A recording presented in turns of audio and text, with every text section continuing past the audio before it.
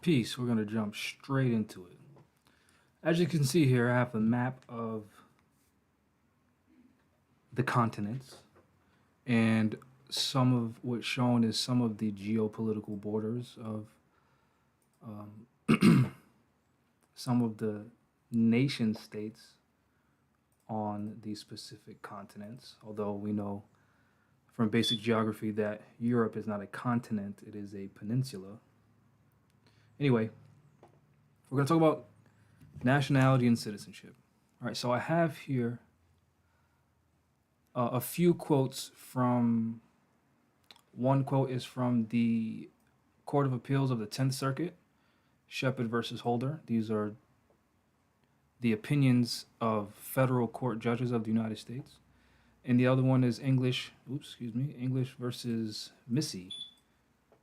This is also from a federal judge, a senior district judge. In the 10th Circuit in 2012, before Judge Hartz, O'Brien, and Matheson, both circuit judges, the opinion stated that nationality includes citizenship. Nationality claims is understood to include citizenship claims. So what we see here is I just Google searched. So if you're any one of these two gentlemen, I'm using the right to fair use law. These pictures were on Google, so I just Googled Ugandan traditional dress and Chinese traditional dress, and these two pictures popped up, so I used them. This man would identify as a Ugandan.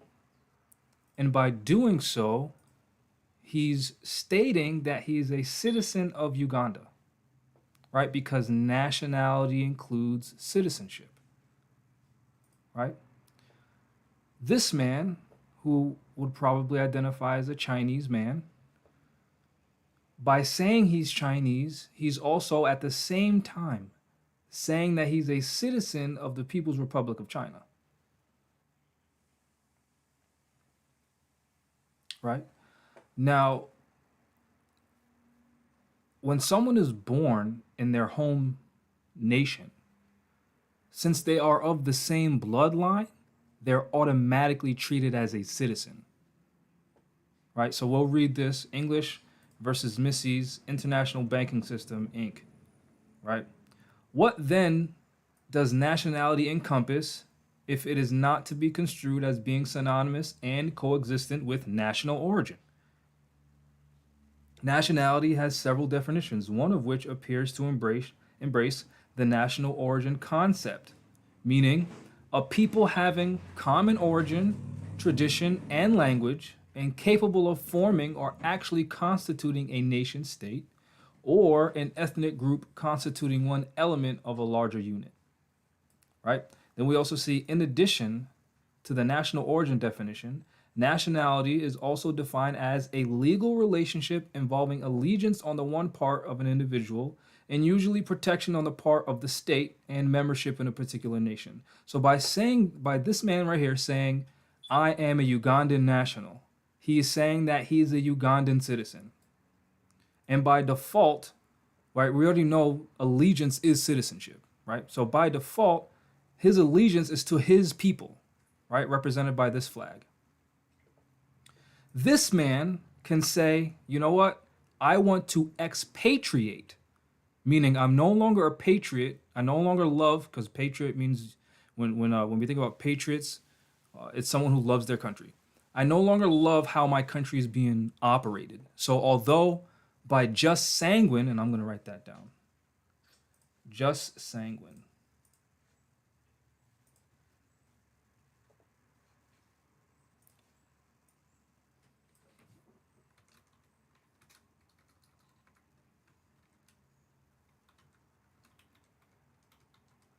Right? So just sanguine is a Latin term that means right of blood.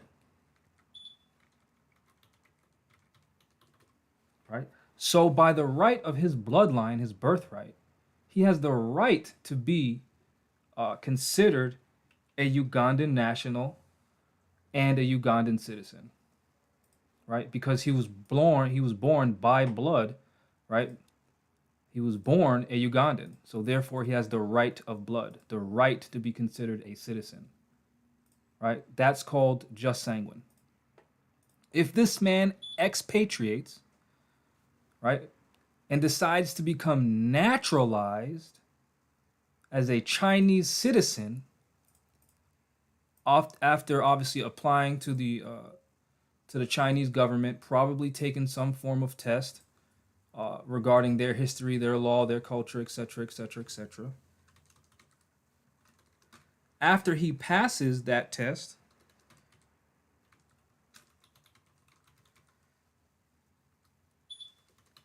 once he moves, physically relocates his domicile to Chinese territory, he now becomes a Chinese citizen. So he would have the same rights and or duties and capacities as this man right here, a Chinese national, right? So he's still of Ugandan blood. He's still a Ugandan national, but since he expatriated, he is now a Chinese citizen. Now, obviously, I'm oversimplifying this because I don't know if these two countries actually have a treaty where they would either recognize dual citizenship or not recognize dual citizenship. Because it could also be the case where this Ugandan man is a Ugandan national by blood, obviously. And by default, by just sanguine, he is a Ugandan citizen. And obviously by right of the soul, because he was born in the country on the actual territory of Uganda, then he would be a Ugandan citizen. If he decides to become a Chinese citizen, I do not know if you would just have to check, on your own, do your own independent research and see if the People's Republic of China and Uganda have any treaties where they discuss this issue of citizenship. But this is a basic idea of what citizenship is. So, in the event where this man stays a Ugandan citizen and a Ugandan national and travels to China, to the People's Republic of China, he's now in a separate territory, but he's not recognized as a citizen. He will be recognized as a foreign national, right? So he still has the same national bloodline and citizenship of Uganda, but if he decides to travel for whatever reason to China, he wouldn't be treated as a citizen. He would be treated as a foreign national. Which, if the People's Republic of China and Uganda had any treaties, then how he's treated on this land would be predicated on that treaty. So if let's say he slaps this Chinese man in the face, which is obviously assault, which is a crime. If there's a treaty involved, the treaty would probably specify that this man has the right to consular assistance. I'll write that down for you. Because it's not consul, it's consular. Right? This just means that someone, a delegate from Uganda, would be present at his court hearings to ensure that the treaty between China and Uganda is not violated as long as his rights aren't violated, while also the People's Republic of China enforces their law against this person if he assaulted this person up here.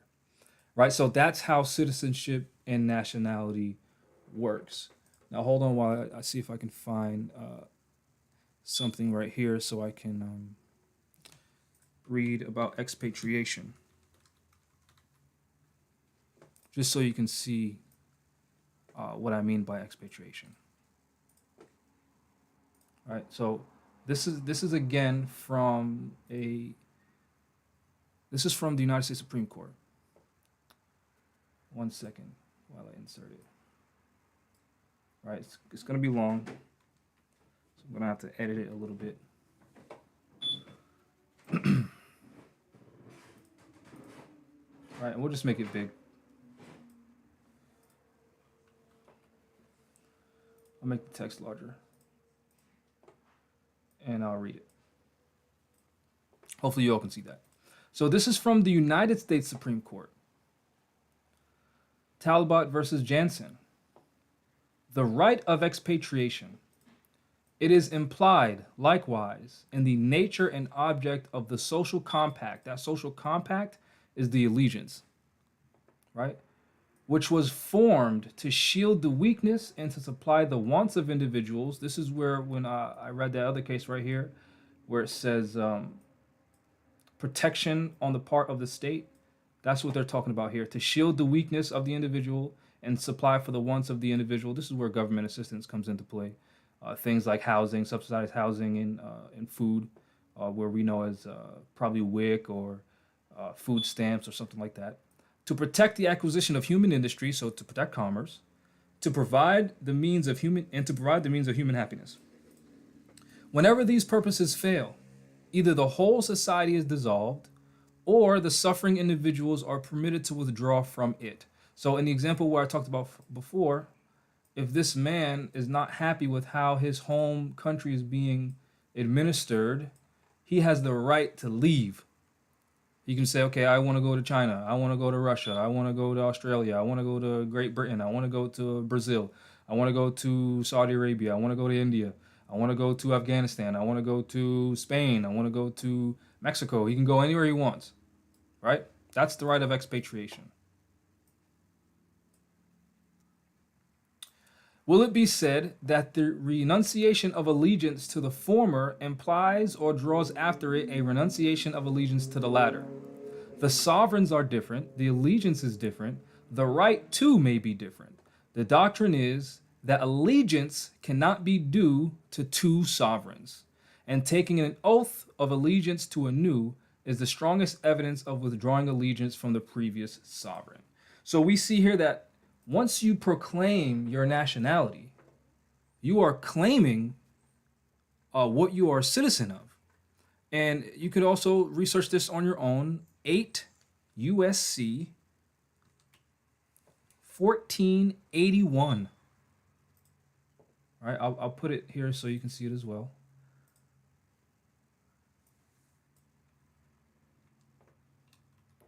I'll do this for you. This specific United States code deals with the relinquishment of U.S. citizenship. And when you declare your allegiance to a foreign nation, by doing so, you automatically relinquish U.S. citizenship. That's why hold on. Let me go back to putting this bigger thing back up. Right, that's dealing with that principle. When you read this United States Code, and you see where the United States federal government talks about losing U.S. citizenship, the moment you declare your nationality to a foreign state, you relinquish U.S. citizenship immediately, right? Because of what the United States Supreme Court said. The doctrine is that allegiance cannot be due to two sovereigns, and remember, the United States does not officially recognize dual citizenship in its laws. Look it up. It does not recognize dual citizenship.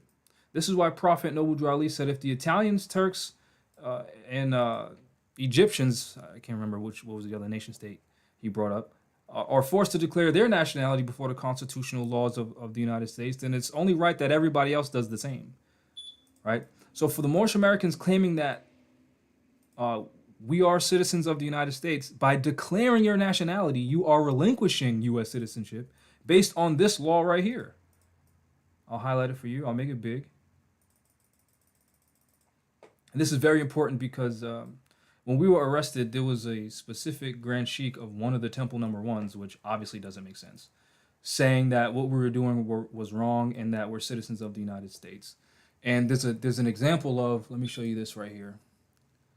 I just have to pull it up real fast. I think I saved it. There's an example of Prophet Noble Drew Ali's nationality cards before and after he died. And before he died, it looked like this.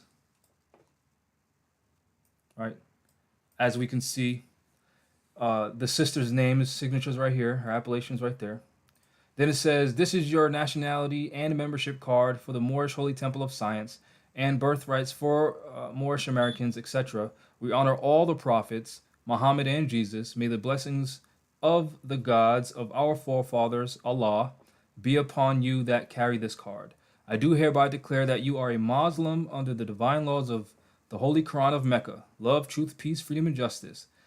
9/3/26. That's a 2. So this is 1926, which means Prophet Noble Ali was alive. Now, after his death, we see this right here. Notice how it says 19 and then the 4. So this is for 1940s. So 41, 42, 43, 44, all the way up to 49. You see here it was added, I'm a citizen of the United States of America. That was added after his death. This is from 1926. This is from 1929. Now, I wasn't going to show this, but I'm going to show it now because it's very important because I'm talking about this issue of citizenship. I'm going to show you this reference from the Congressional Record of the United States at the height of the Civil Rights Movement in 1967. I just have to find it. I have it certified from the Library of Congress. A lot of you Moors have already seen this from me. I've already posted this several times. But since we're live, I'm going to do it again, if I can find it. Proceedings and Debates of the 90th Congress, First Session, Volume 113, Part 12, June 12, 1967, page 15641 to 15646. That is the reference if you want to type it in.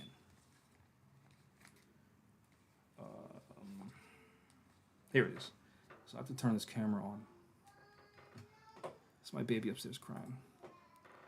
Let me see. Where's the camera at? Turn it on. Now I have to connect it. Should be connected.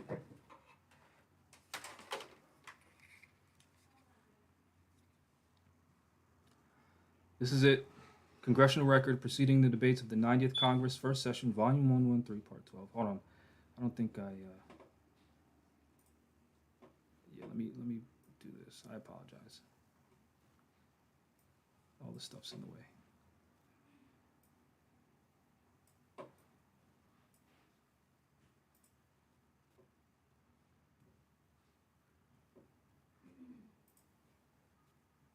There it is. Proceedings and Debates of the 90th Congress, First Session, Volume 113, Part 12, June 12, 1967, page 15641 to 15646. And you see that is a three-dimensional seal from the Library of Congress with the wet ink signature. Congressional Records.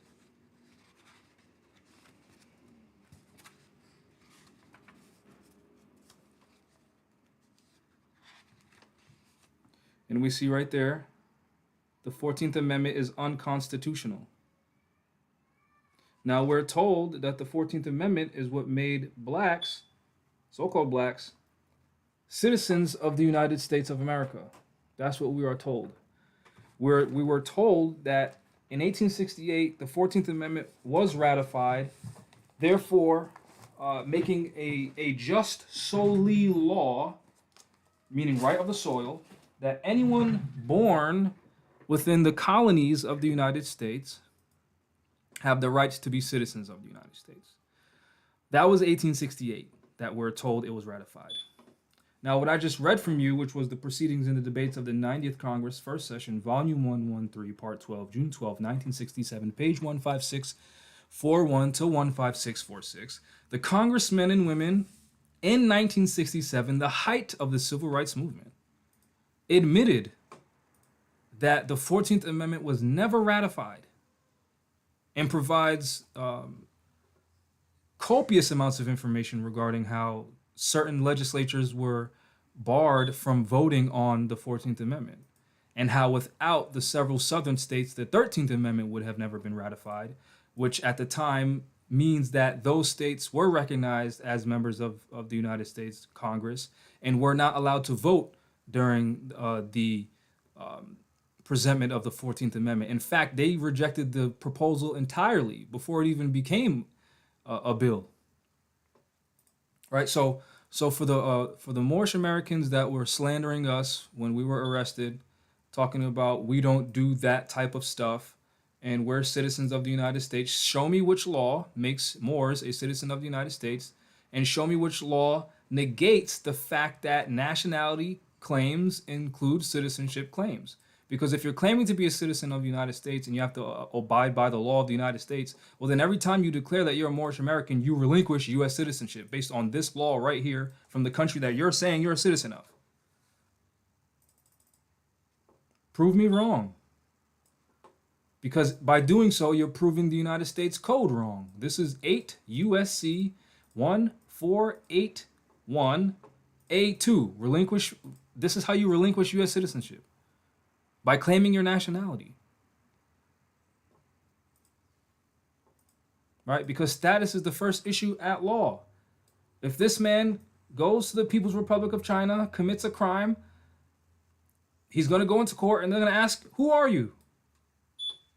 Are you a Chinese citizen? Are you a citizen of India? Are you a citizen of Russia? Are you a citizen of Great Britain? Are you a citizen of Morocco? Are you a citizen of Sudan? Are you a citizen of Madagascar? Are you a citizen of where are you from? Because there's something called consular rights, and this is also a United States law.